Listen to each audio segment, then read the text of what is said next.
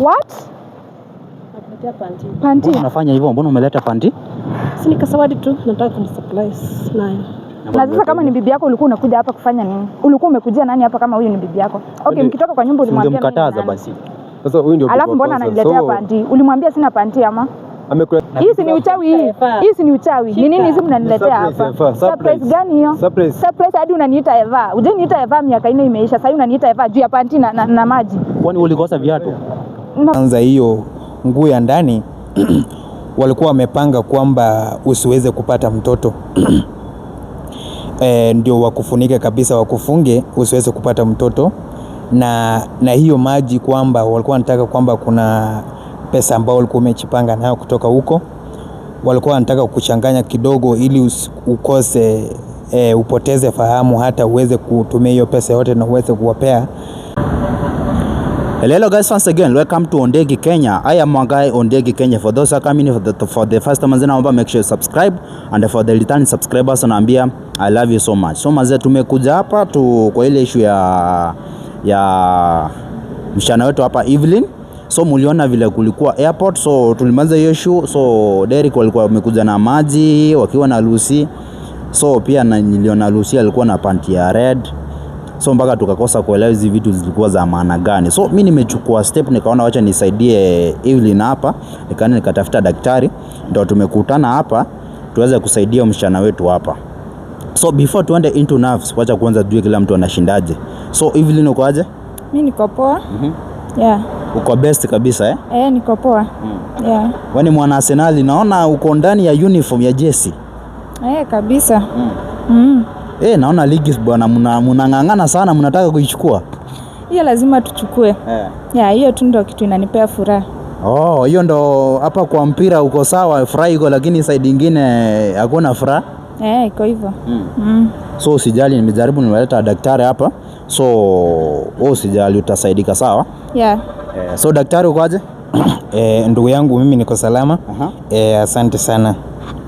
Asante sana kwa kukuja, sababu unajua si kila mtu anaweza itwa aitikie. Ndugu yangu, ni kwamba sisi kwa ile kazi ambayo tunafanya, vile mnaona, atupende mtu akidhulumiwa kwa ile kazi ambayo anafanya. Ndugu yangu, mimi niko hapa kwa sababu kila mtu apate haki yake, aweze kusaidika.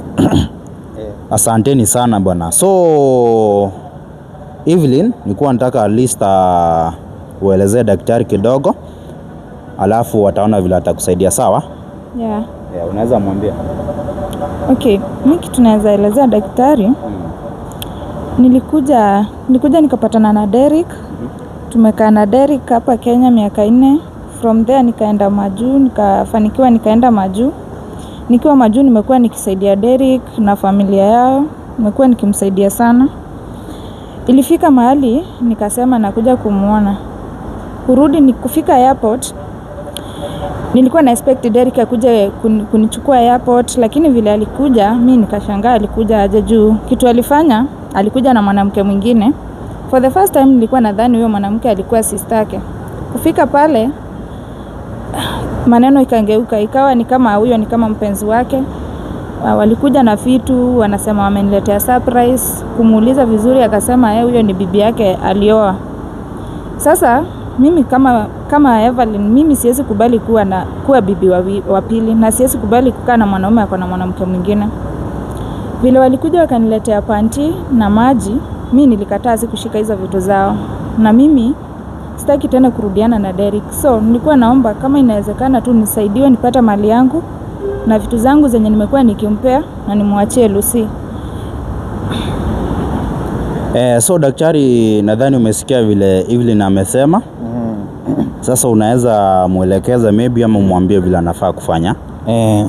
Sasa ndugu yangu, vile unajua vile tunafanya kazi, vile dada yangu ameelezea kwamba walikuwa wamemletea vitu kwa airport. Nataka nimweleze dada yangu kwamba ulifanya vizuri kwa kutoitikia hizo vitu, kwa sababu hizo vitu zilikuwa na maana yake na maana yake sio mzuri. Ni mipango ambayo ilikuwa mipango mbaya sana. Nataka nikwambie dada yangu kwamba kwanza ulikataa na vile walikuletea hiyo nguo ya ndani hiyo nguo ya ndani ambayo ilikuwa ya red. Nataka nikwambie ndugu yangu, huyo kijana na huyo mwanadada walikuwa wamepanga mipango mbaya. Kwanza hiyo nguo ya ndani walikuwa wamepanga kwamba usiweze kupata mtoto. Ndio wakufunike kabisa, wakufunge usiweze kupata mtoto. Na hiyo maji kwamba walikuwa wanataka kwamba kuna pesa ambao walikuwa umechipanga nayo kutoka huko. Walikuwa wanataka kuchanganya kidogo ili ukose upoteze fahamu, hata uweze kutumia hiyo pesa yote na uweze kuwapea na uweze kusahau yale yote ambao ulikuwa umefanya, kwa sababu walikuwa wamepanga vibaya sana. Sasa dada yangu, nataka nikuambie vile uko hivi unaenda kusaidika, ni wewe mwenyewe uchukue hatua. So daktari, unajua hata nimeshtuka kidogo kusikia kwamba hiyo pandi ilikuwa ya maana gani. Nimesikia ukisema dada yangu, ndugu yangu, acha nikwambie hivi kwamba sio rahisi. Unajua kuna zawadi ambayo mtu anapewa, hata kama ni zawadi pia wewe unajiuliza maswali mingi sana. Sio rahisi. Kama ni hiyo nguo ya ndani, huyo mwanadada angemletea amwambie hata sio hiyo kara peke yake, si kuna kara mingi unaweza letea mtu, sio ya red. Wacha nikwambie hiyo nguo ilikuwa imeunganishwa mambo mingi sana. Walikuwa wameikoroga na walikuwa wanataka kumgeuza huyu mwanadada ili akose kupata mtoto, kwa sababu vile alienda hakukuwa na mtoto. Sasa walikuwa wanataka kumfunga ili akose mtoto. Hiyo maana ya hiyo nguo ya ndani. Hivi unasikia, kumbe hii pandi ilikuwa imepangwa ati ukichukua usizae. Mimi singejua hiyo.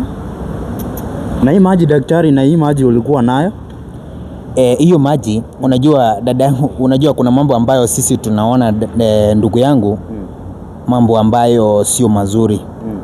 Kwamba wewe niambia dada yangu vile alikuwa amekuja hakukuwa na maji.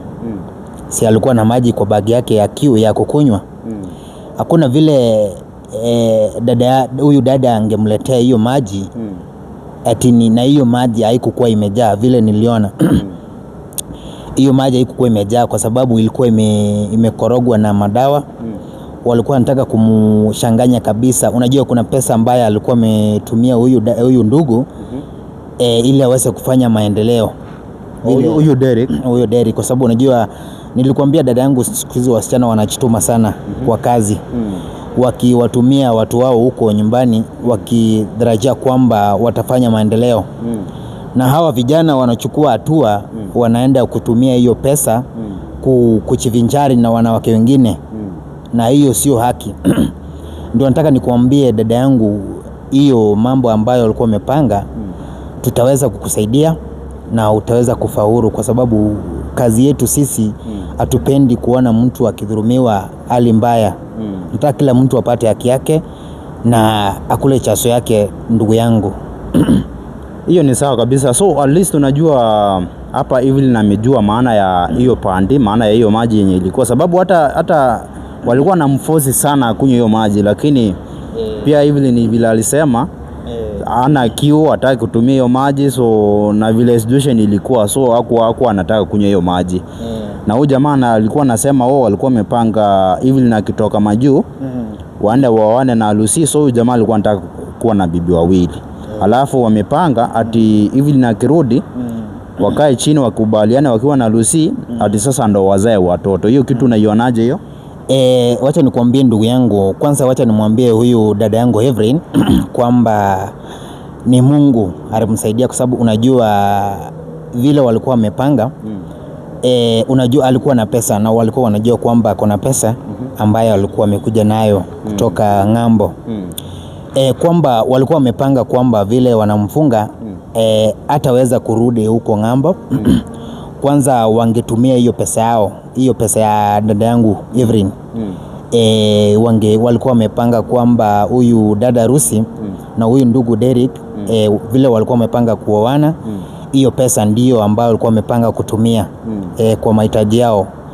after wamezaa mkoroga huyu Heverin aweze kusaa. Unajua hiyo maji ilikuwa imekorogwa na mambo mingi kwamba waweze kumchanganya kidogo asahau. Unajua kuna pesa mingi alikuwa ametumia ndugu yangu akiwa huko. Sasa ndugu yangu vile alitumia hiyo pesa vibaya alikuwa amepanga, sasa alikuwa anataka kumfunga huyu dada aweze kusahau, kwa sababu vile atamfunga akisahau atachukua hatua wamkoroge kabisa, ndio hiyo pesa iweze kutumika vibaya. Lakini kwa bahati nzuri dada yangu hakuchukua maji na nataka nimshukuru kwamba alifanya vizuri na atasaidika. Sasa mahali amefika ataenda kusaidika na vitu yake itarudi kwa sababu tunaziona mali siko. Sasa so hivi umesikia daktari amesema hata usikue na hofu sana, usikue na ogopa sana. So kila kitu itafuata tu taratibu tu, alafu utapata kila kitu sawa. Mimi naweza furahia akinisaidia.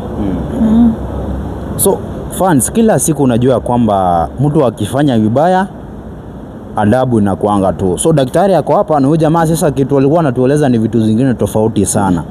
So vile daktari ametuambia iko hivi na hivi, so hata nashindwa. So wacha nitafutie huyu jamaa afiki hapa tumuulize maswali mawili matatu, alafu kawaida si mnajua kuna kuanga na adabu. Najua ukidanganya adabu iko. Kama unataka kutoroka na kitu ya mtu adabu iko, si ndio? Daktari si uko hapa, si utatusaidia? Unajua dada yangu, ndugu yangu, kwamba adabu iko na sisi hatuchukui hatua kwamba vile kijana anadanganya ama dada sisi tunaona na unajua kiburi ni mbaya na kichwa ngumu ni mbaya. Sisi tunataka kila mtu ajitokeze, kama amefanya mbaya akubali. Tunajua vile tunarekebisha maneno ndugu yangu, lakini ukiwa na kichwa ngumu kuna adabu yako, tunajua vile tunafanya mambo. Ukiwa na kichwa ngumu na sisi tunaweka mawe.